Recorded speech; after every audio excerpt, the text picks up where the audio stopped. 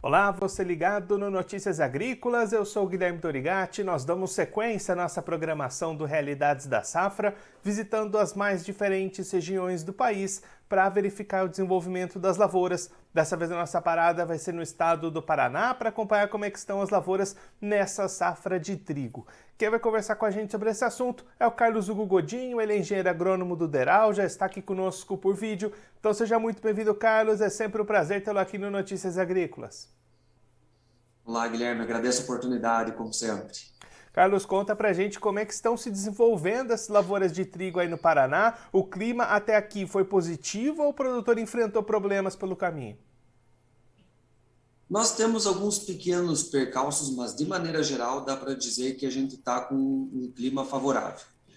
O que a gente tem no momento? A gente já plantou toda a área, né, até a final de julho, e quando a gente começou a colher as primeiras áreas, a gente sentiu os reflexos de uma estiagem um pouco longa, especialmente no norte. Daqui para frente, como agosto foi muito chuvoso, a gente já deve ter essas produtividades melhorando um pouco, mas também tem uma preocupação muito grande, especialmente na região de Francisco Beltrão, Laranjeiras, até pegando um pouquinho de Cascavel, com as geadas ocorridas no sábado retrasado.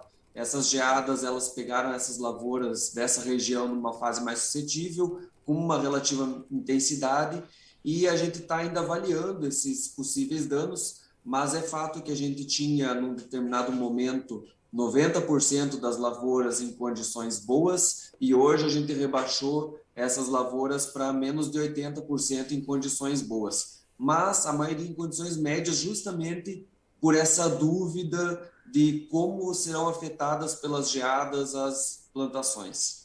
E aí, Carlos, você comentou nesse início de colheita, ainda está bastante no começo. Quando é que a gente deve ter uma colheita para valer aí no estado? Olha, setembro costuma ser o mês de maior volume colhido aqui no estado. Outubro segue de perto e a partir de novembro já começa a declinar os valores, mas se estende até dezembro.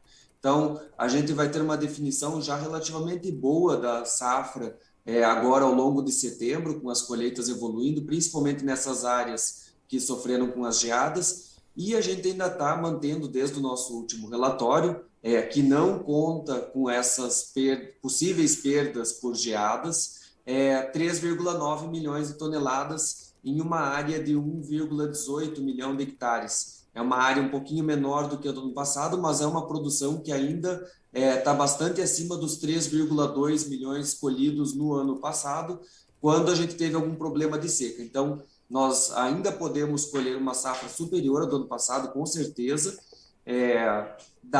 desde que o clima continue favorecendo, pelo menos parcialmente, as lavouras, principalmente aqui do sul, que ainda sequer entraram nos estágios mais críticos. E aí, Carlos, olhando para o lado do mercado, como é que tem se movimentado essas condições? A relação continua positiva para o produtor paranaense? Então, desde o começo dessa safra, de trigo, a gente está alertando que o custo estava relativamente alto.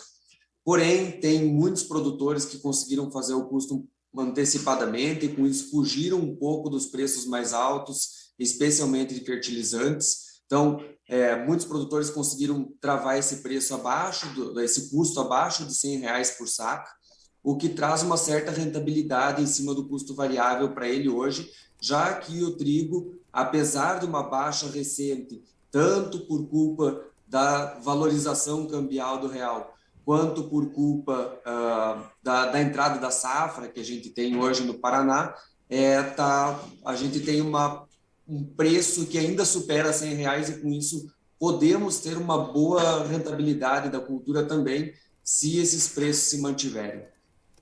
E, Carlos, daqui para frente, como é que está o estágio dessas lavouras? Tem muitas áreas ainda suscetíveis às condições climáticas. O produtor precisa ficar atento a essas questões até quando?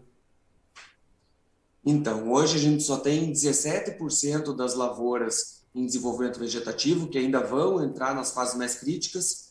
Um quarto das lavouras aproximadamente já está maturando, então já está um pouco mais livre de futuros problemas, apesar de serem, em parte, as que possivelmente sofreram com as geadas. E, de resto, praticamente metade da área do estado está hoje em fases bastante suscetíveis. É bom lembrar que a gente tem bastante disponibilidade hídrica no solo em função do agosto chuvoso, o que, de certa forma, dá uma tranquilidade daqui, pelo menos para os próximos 15 dias, de que a gente não vai ter problemas com seca, até porque o trigo é uma cultura que não demanda tanta água, e também a gente tem que esperar essas lavouras passarem dessa fase, já que as previsões de frio elas vêm um pouco em cima da hora, digamos assim, a gente só sabe com certeza a intensidade do frio algo como 15 dias antes, então se a gente tiver geadas tardias ainda pode ser um problema, assim como as chuvas na colheita. Mas, repito, está se encaminhando tudo para uma safra ao menos melhor do que a do ano passado. Carlos, muito obrigado pela sua participação, por ajudar a gente a entender esse cenário das lavouras de trigo aí no Paraná. Se você quiser deixar mais algum recado, destacar mais algum ponto para quem está acompanhando a gente, pode ficar à vontade. Eu acredito que é isso. Agradeço mais uma vez a oportunidade e sempre que precisar saber das lavouras de trigo, estamos aí. Carlos, mais uma vez, muito obrigado. A gente deixa aqui o convite para você voltar mais vezes, a gente acompanhar como é que vai ser esse restante de desenvolvimento aí no estado. Um abraço, até a próxima. Um abraço. O Carlos Hugo Godinho, ele que é engenheiro agrônomo do DERAL, conversou com a gente para mostrar como é que estão as lavouras de trigo lá no estado do Paraná. Carlos destacando o início dos trabalhos de colheita lá no estado, 5% das lavouras colhidas até o final da última semana, expectativa de que os trabalhos ganhem intensidade conforme o tempo for passando dentro dos meses de setembro e de outubro, e aí já finaliza as atividades lá em novembro. Carlos destacando que alguma preocupação existente nesse momento com relação às condições das lavouras, principalmente nas regiões de Francisco Beltrão, Laranjeiras do Sul e pedaços ali da área de Cascavel, em função das geadas registradas no sábado retrasado. Essas lavouras sofreram com essas condições climáticas e ainda há bastante dúvida com relação à extensão dos danos. Então, até por isso, as condições das lavouras nesse último relatório do DERAL divulgado na última terça-feira foram reduzidas, mas ainda não é possível estimar possíveis perdas, saber o tamanho desses danos, vai precisar avançar um pouquinho mais o desenvolvimento dessas áreas.